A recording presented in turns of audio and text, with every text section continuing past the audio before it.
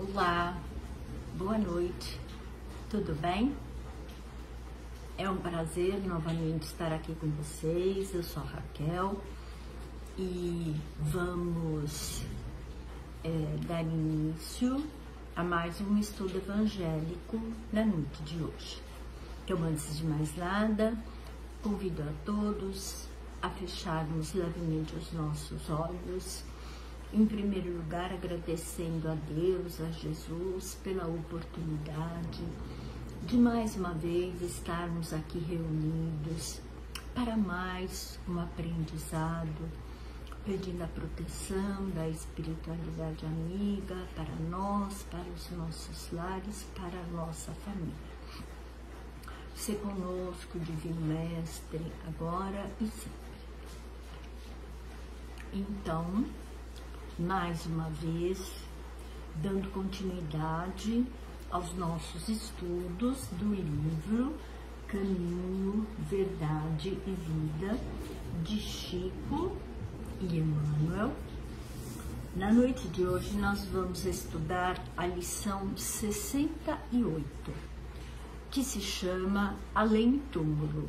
Nessa lição, nós iniciamos como um versículo de Paulo, que diz o seguinte: e se não há ressurreição de mortos, também o Cristo não ressuscitou. São palavras de Paulo que estão na primeira carta aos Coríntios, capítulo 15, versículo 13.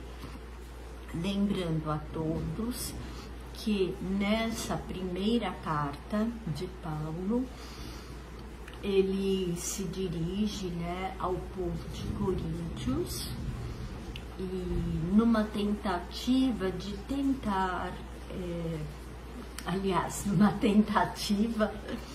de unir as pessoas, pois o Paulo percebia que a igreja de Corinto estava meio que dispersa.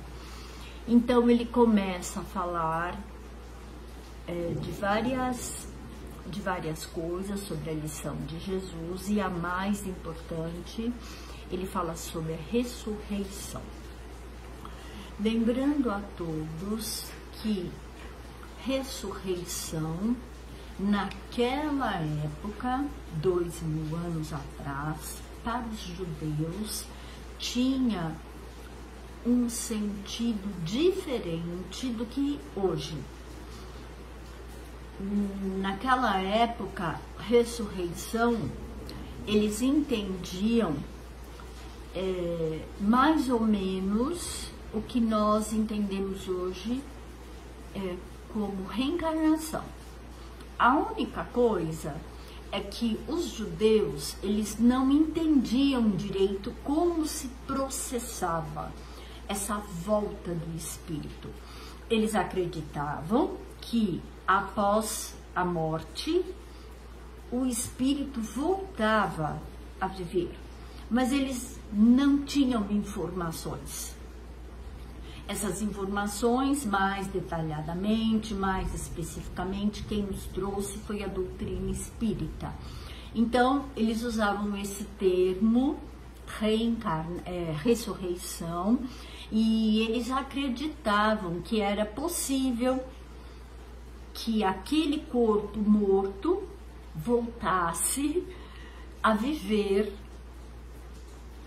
com a volta do espírito. E nós temos alguns exemplos na Bíblia, no Novo Testamento, que sugerem isso. A própria ressurreição de Lázaro e outras mais, a filha de Jairo, tem outras que agora eu não vou lembrar, mas essas assim eu lembro bem.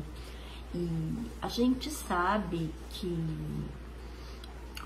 Lázaro, ele não ressuscitou.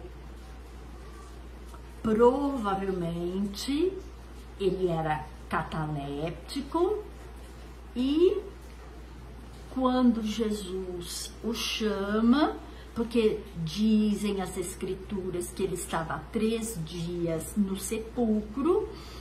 Quando Jesus o chama, ele sai todo, né, todo enrolado, mas ele não estava morto.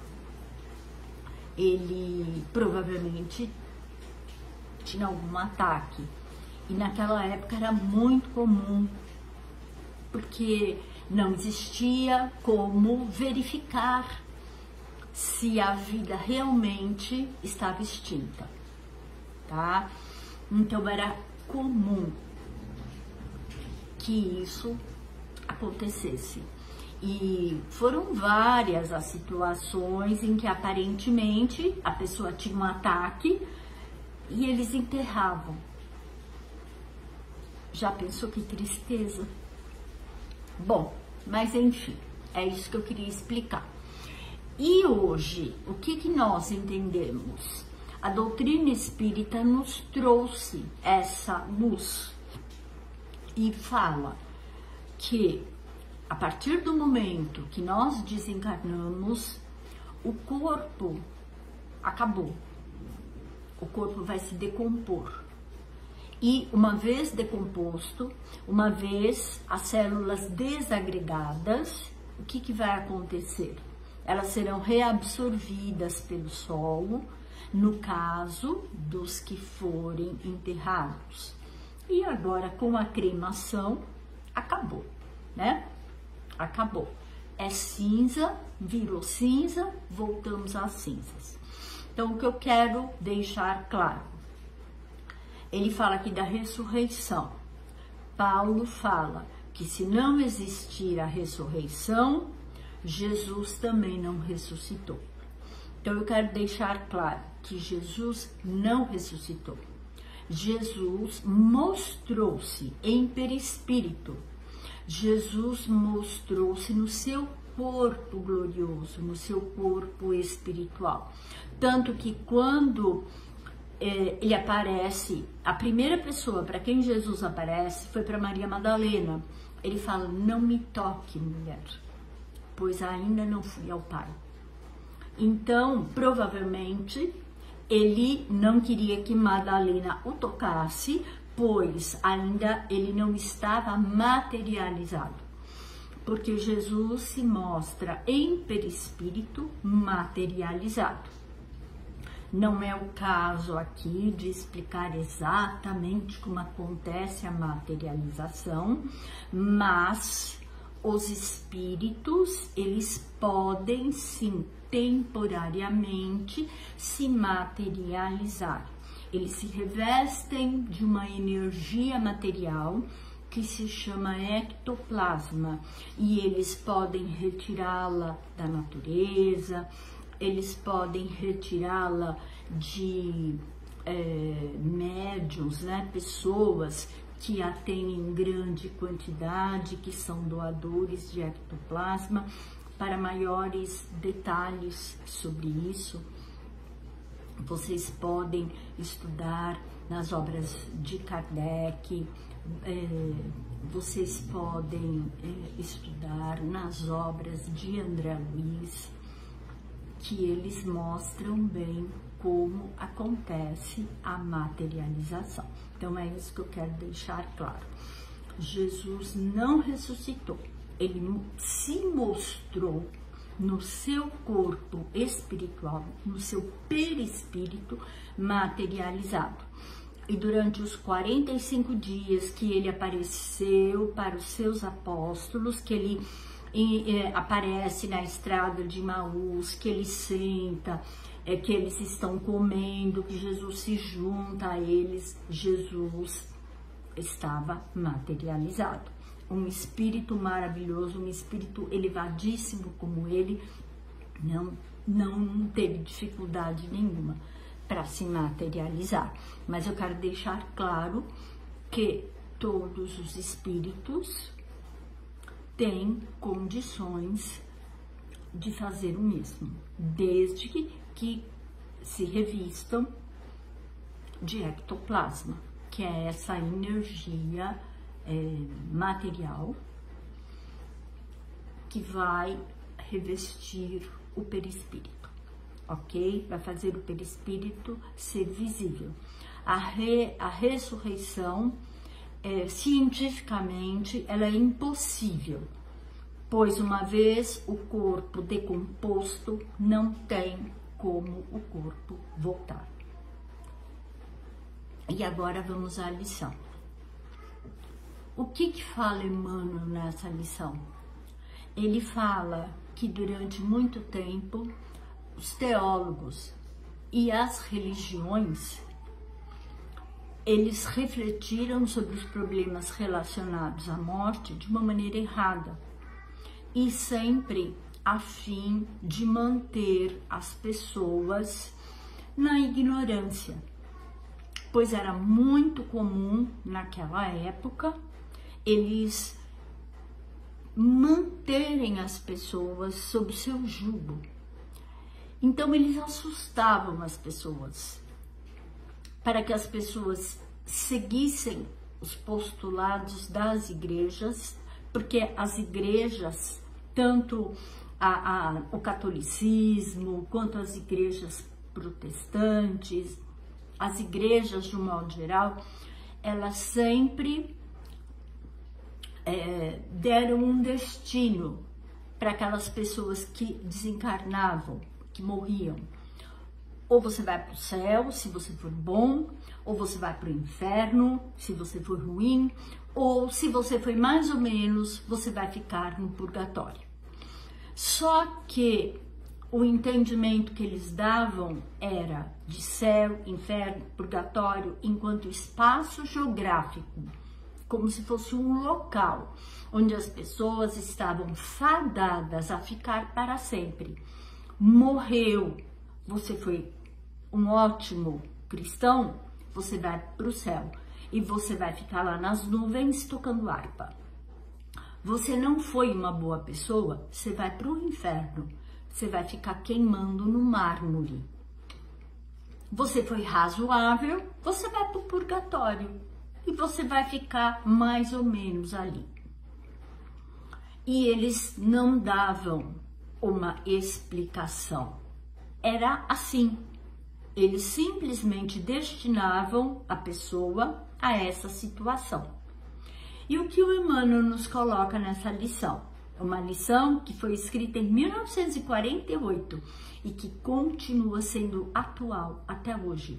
O Emmanuel diz que com o estudo, que com o avanço da ciência, da pesquisa e com a inteligência, hoje nós sabemos que isso é impossível. E com a luz que o Espiritismo nos trouxe, aí ficou mais claro ainda. Porque o Espiritismo nos trouxe o entendimento da vida imortal. E a vida imortal, tá, é para todos, mesmo para aquele que foi o maior criminoso. É um espírito equivocado, porém, ele vai ter condições de despertar, de melhorar, de se recuperar e de consertar os erros que ele cometeu. Então, a doutrina espírita acaba com essa ideia de fatalismo.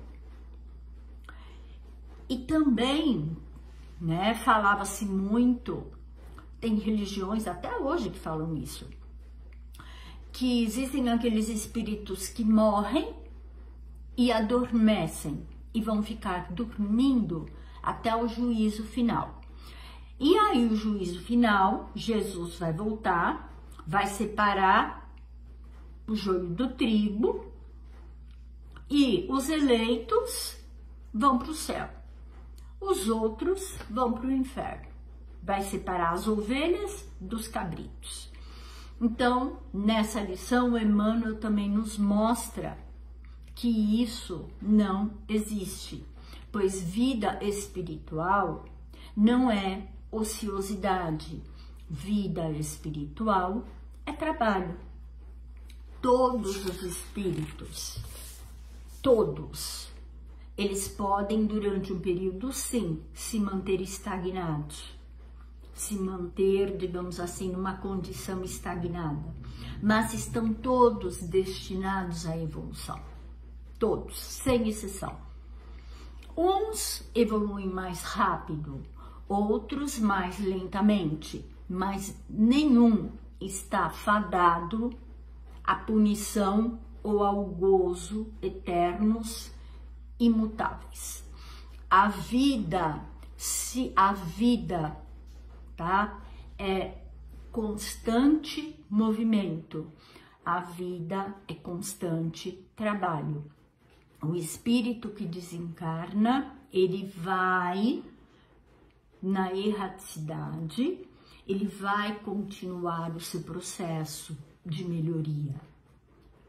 E dependendo do seu nível, ele vai reencarnar mais ou menos vezes aqui na Terra ou em outros mundos, mas ele vai ter todas as oportunidades para melhorar, para se recuperar, sempre através do trabalho, através do seu esforço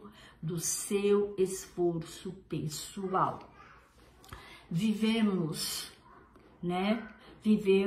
numa situação de progresso constante. Por mais difícil que seja a condição do espírito, ele está destinado ao progresso, mesmo que ele demore um pouco mais para despertar, tá certo? E Jesus, como as suas lições, Jesus como seu exemplo, nos mostrou que a vida continua. O tempo todo Jesus trabalhou, o tempo todo Jesus esteve em progresso, em movimento e continua até hoje. Jesus mostra que a vida é trabalho constante rumo à evolução, rumo à vida eterna, tá? E quando Jesus desperta da sua morte, ele nos mostra isso. Ele mostra para os seus discípulos, ele mostra para as pessoas que o seguiram que tudo que ele falou era verdade, que a vida continua. E nós, espíritos imperfeitos, graças aos ensinamentos da doutrina espírita, temos esse conhecimento.